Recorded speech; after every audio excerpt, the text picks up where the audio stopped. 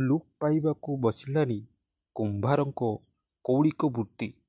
ଧୀରେ ଧୀରେ ପାଶ୍ଚାତ୍ୟ ସଭ୍ୟତାକୁ ଭୁଲିବାକୁ ବସିଲେଣି। ଆଜିର ଆଧୁନିକ ସମାଜ ଆଉ ଦେଖିବାକୁ ମିଳୁନାହିଁ। ଗାଉଁଲି ଆସବାବପତ୍ର ପ୍ଲାଷ୍ଟିକ ଓ କେମିକାଲ ଦୁନିଆରେ ପାସୋରି ଗଲେଣି ସାଧାରଣ ଲୋକ। ହଜିଯାଉଛି ପ୍ରାକୃତିକ ପରିଭାଷା, ଲୁପ୍ତ ହେବାକୁ ଯାଉଛି ହାତ ତିଆରି ସାମଗ୍ରୀ।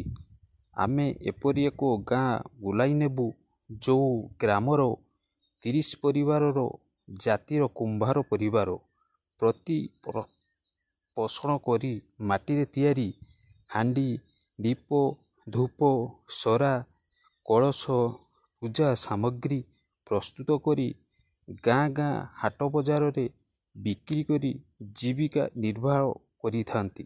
ଘରର ମହିଳା ଓ ପିଲାମାନେ ମଧ୍ୟ କୌଳିକ ବୃତ୍ତିକୁ ଜୀବିତ ରଖିଛନ୍ତି। କିନ୍ତୁ କୁମ୍ଭାର ଜାତିର କୌଳିକ ବୃତ୍ତି ଲାଗୁଥିବା ମାଟି ଏକ ମୁଖ୍ୟ ସମସ୍ୟା ବୋଲି ଗ୍ରାମବାସୀମାନେ କହିଥିଲେ।